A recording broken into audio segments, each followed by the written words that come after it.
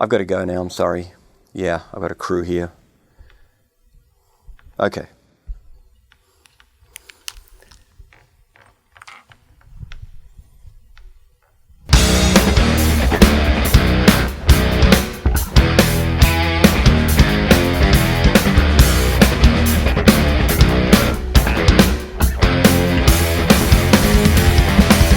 From a drummer perspective, it's not a drummer's album, it's a musical album.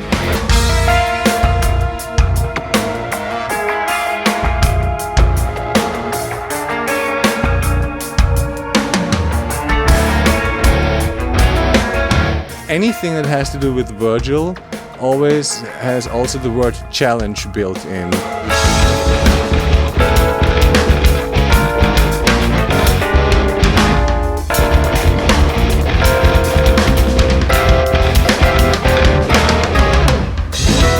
Make me practice, and that means so good because I'm a very lazy person, so Virgil made me practice a lot.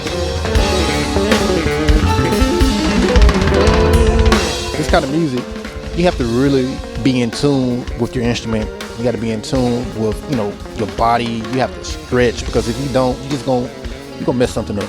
You're gonna stretch a muscle because your hands are doing this the whole song pretty much.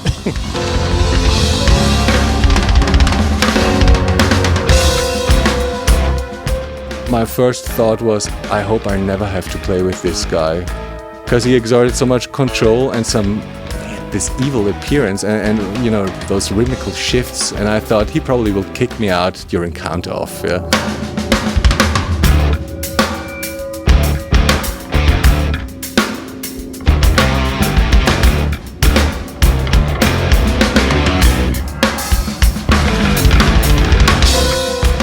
Strangely enough, I would probably consider this to be my very first solo record. Truly my very first. I mean, I've done a lot of records that involved me as a band leader, like Planet X, OTV, and I had an obscure drumming record many years ago in the 90s, but this is officially the first release. It features my playing, my compositions, my orchestrations.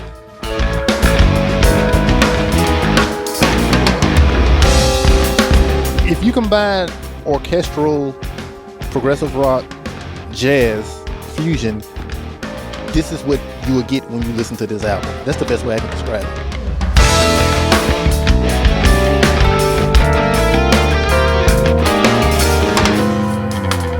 One of the most exciting things about this record is the musicians that I've invited to play. And a lot of them may not be household names right now, but I think a little ways down the line they're going to be very royal and distinguished names. Oh, Anthony Crawford is an awesome bass player and a really nice guy. So what else could one want? That's like, how often do you meet people that are nice and can play that well? That's awesome. Great guy. Some of the other players that he brought in, Alex and this cello player, I forgot his name, but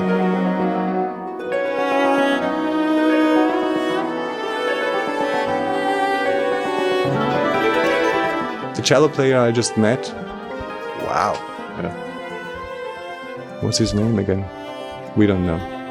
The great cello player, the great Armenian cello player. Yeah, it is interesting question how I get involved in this crazy project.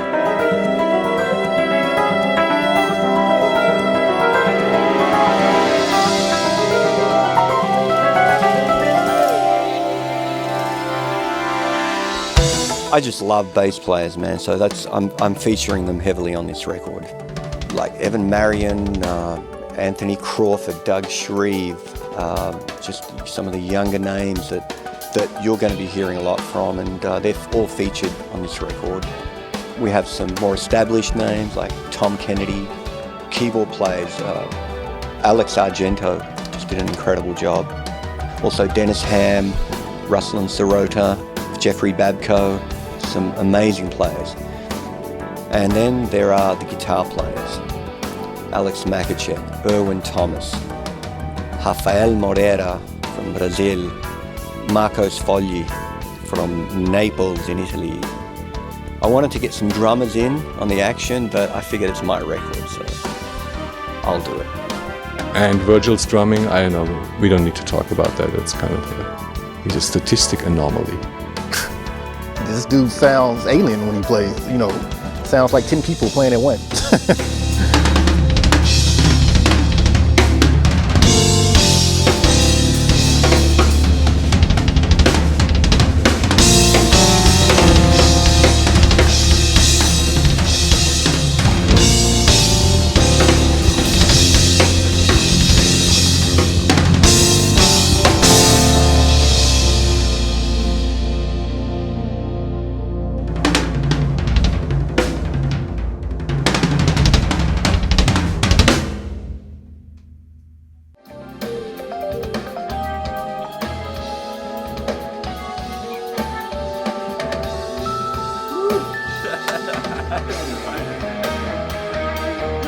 Got it, man. Man, That's killer. And I've been waking up at night. Oh, That line, that last figure in my head. Is that the song that I'm playing on? No, dude, sorry. Oh, man. We had you on that, but we had to. we got the real guy replace. Yeah, coming we had to in. replace We had the real guy. talking about that dude from Illinois and New York, that Evan dude. You sound replaced me with the Wave Evan right. Marion bass Brilliant, plug-in. brilliant. That's right. The Marion plug-in, man. That's right. I knew you weren't going to use any synths. No, for starters. no synth. Rose. Just Rhodes. Absolutely. That's it, man. Organic. Man. The real Rose you playing? Well, The real Rose? Yes, Oh, so sir. you wearing a shirt for no reason. That's so he right. disrespecting your session, man. He got a scent shirt on. you know, In front of Virgil, man. That's crazy. Man. Virgil man. don't use no sense.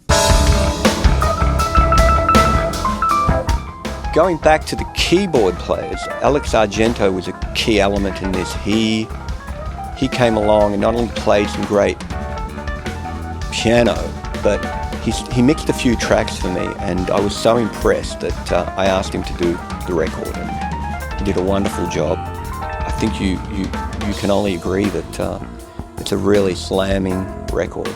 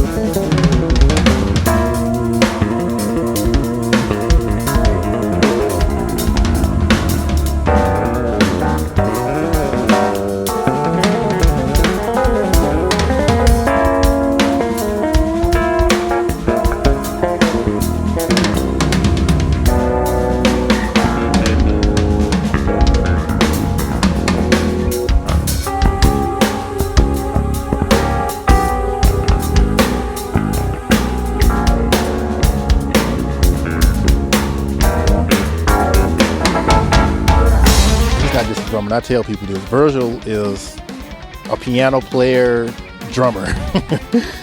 Piano is without a doubt my favorite instrument. I think it's just the most amazing instrument. It's percussive, it's harmonic, it's melodic, it's all there at your fingertips, and it's something that is fulfilling, not only for me personally on a playing level, but it gives me the tools to be able to write and have that language, at my disposal.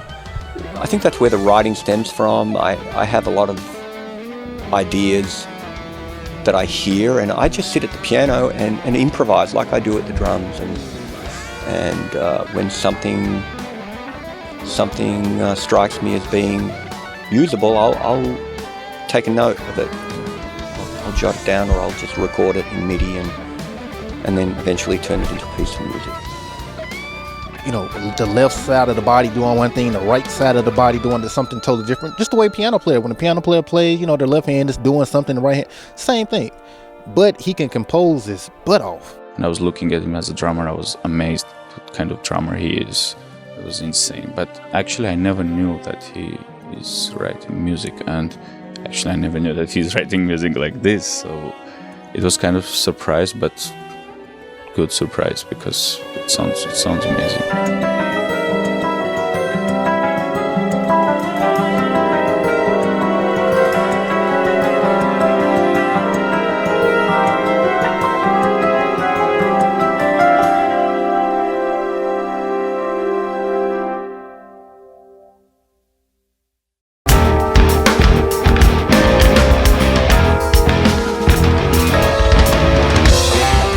Three tracks that you're listening to feature a few different feels on the record. We have Voice of Reason. I think of it like a fugue. It has these, it's rhythmically it's intertwining. You know, it's in 4/4, but it sounds like it's not.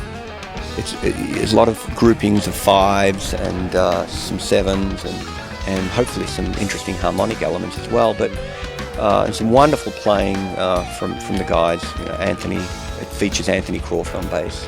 He had his foundation, and he just told me to just go for it, you know. And if he didn't like something, you know, he ain't scared to say, "Hey, changed it."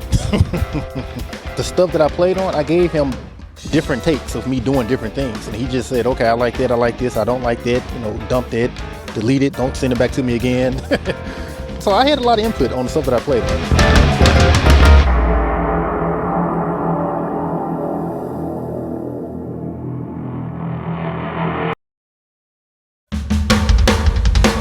Red Air, on the other hand, it's got more of a driving, solid groove with some interesting changes. And again, it's a bass feature, and it features Doug Shreve this time.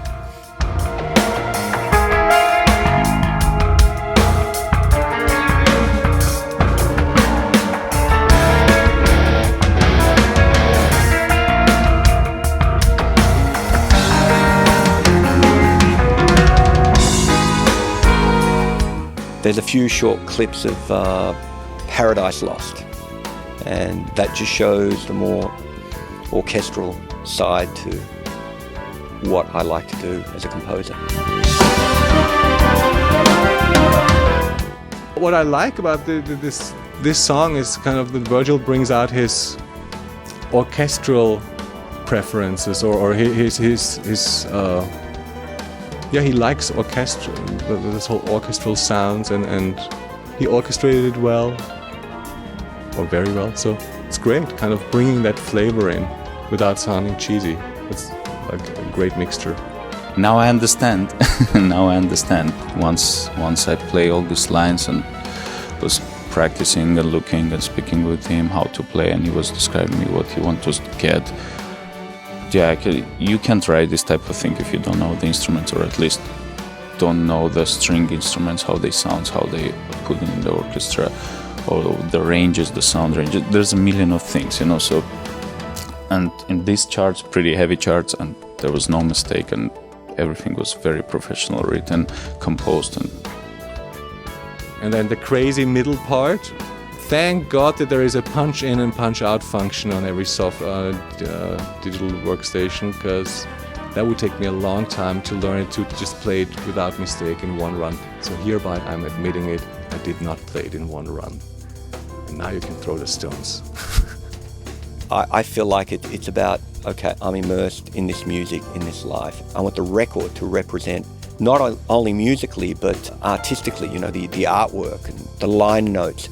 They're all highly renowned, fine artists. I wanted the whole package to be that, to be a representation of what I cherish and what I hold close to my heart in this life, and that is high ideals, high levels of integrity.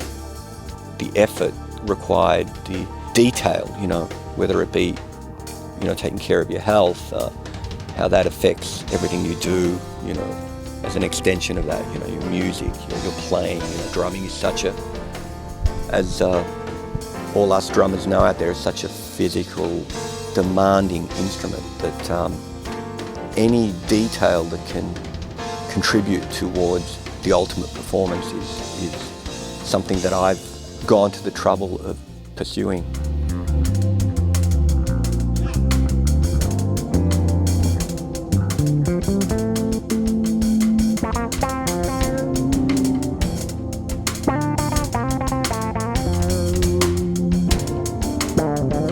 I'm honored to be on this project. You know, I would say get it, You won't regret it. I mean, because you will learn something no matter what you play. You will learn something. Virgil is forever teaching. He's forever growing, learning, and he's teaching as well. Even when you listen to his music, you're learning something. You're hearing something that you didn't hear at first, you know. And I'm constantly seeing it when I play with him all the time. I'm learning from him. It's gratifying to finish a record, to finally see it come to reach its final point. And but then when you get there, you think, I could really do that again. I could do that track again. I think that really never dies in me. I mean, every time I record or play something, you always know that there's another level you can take it to, you know. All right. Let's shoot another one.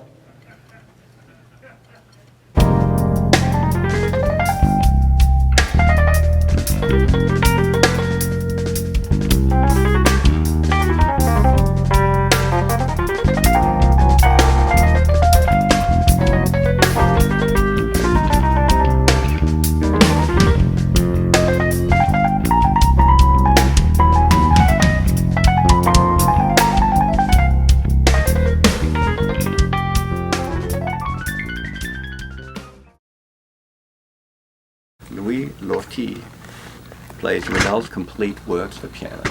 Absolutely amazing.